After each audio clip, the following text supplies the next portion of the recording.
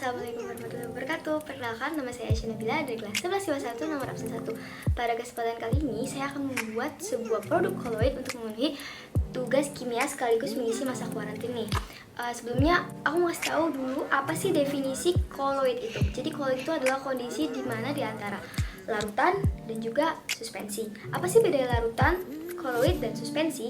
Jadi kalau larutan itu dia murni sebuah zat homogen, sedangkan koloid merupakan zat heterogen stabil. Nah, kalau misalnya suspensi adalah zat heterogen yang labil. Maksudnya apa sih? Nah, biar lebih paham nih, mending aku kasih contoh masing-masing dari larutan, koloid, dan suspensi.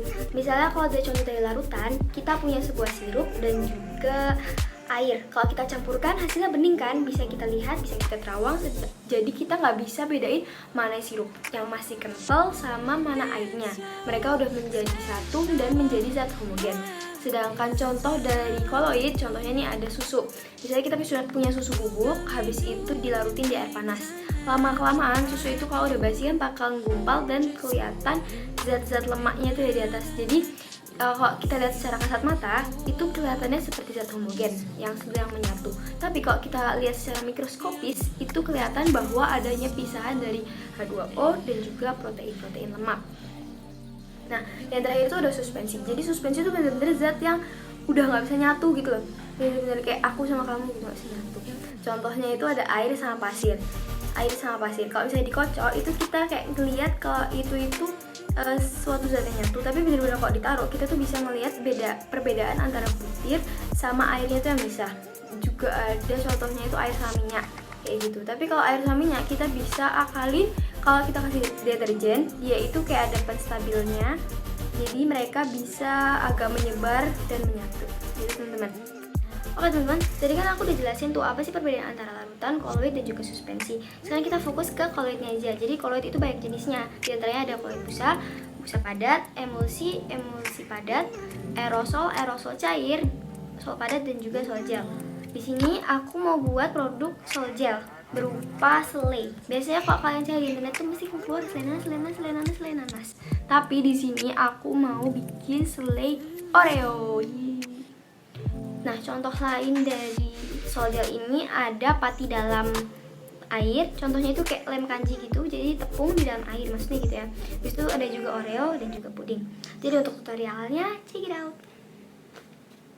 Oke, yang pertama jelas kita butuh Oreo, kita butuh Blue Band, butuh Indomilk atau susu kental manis lainnya, juga butuh blender, wadah, dan juga alat buat aduk-aduk nih.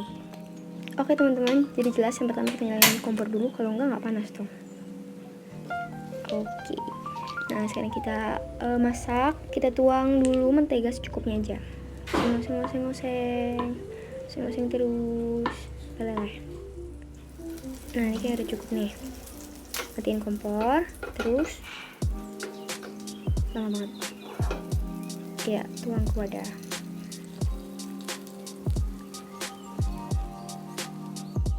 Nah kalau udah nih, sekarang tuang 6 keping doang dari Oreo segapit ya, maksudnya 6 gapit jadi 6 gapit ke blendernya.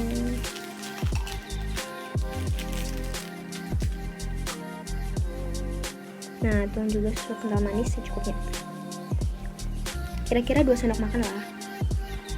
Nah sekarang menteganya juga dituang, campurin semua pokoknya itu.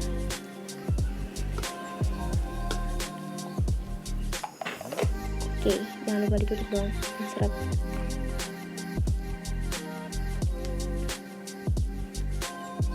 Nyalain.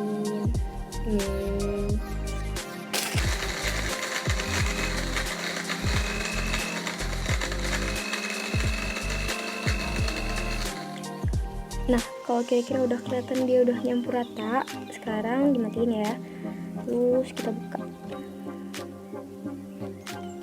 Lihat dulu teksturnya.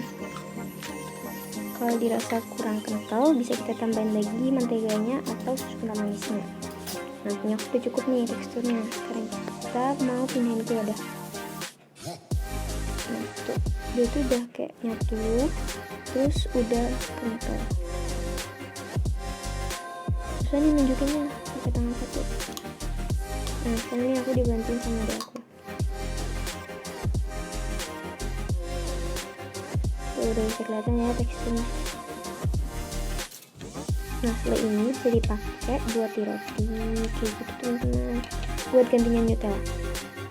Recommended banget deh, coba di rumah ya. Dadah semuanya, assalamualaikum, bye bye.